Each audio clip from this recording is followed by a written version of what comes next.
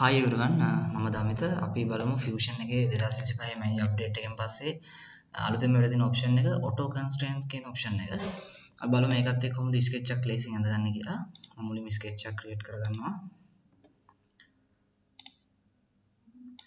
dimensions මොකුත් assign කරන්න නැතුව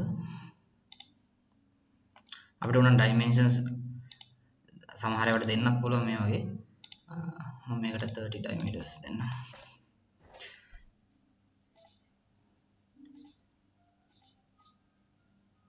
මේ විදිහට අපිට ඕන sketch එක ඇඳගෙන ඊට පස්සේ මෙතන ඔයගලන්ට පේනවා මෙතන option එකක් තියෙනවා auto constraints කියලා.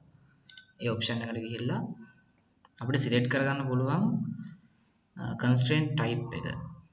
එතන පෙන්නනවා constraints කීයක් තියෙනවද, number of constraint, number of dimensions select කරගන්න පුළුවන් අපිට මේ විදිහට. අපිට constraint quantity එක මේ level meter එක use කරලා decrease කරන්නත් පුළුවන්.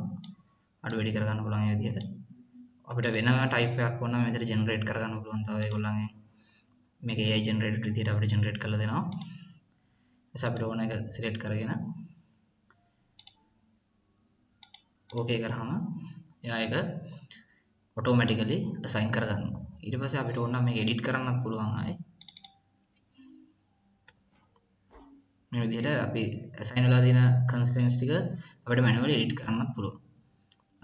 මම හිතනවා මේ option එක ඔයගලන්ට ගොඩක් lazy වෙයි කියලා sketch අඳිනකොට මේක AI එක through අපිට ගානට ඒගොල්ලෝ automatically constraint ටික හදලා දෙනවා.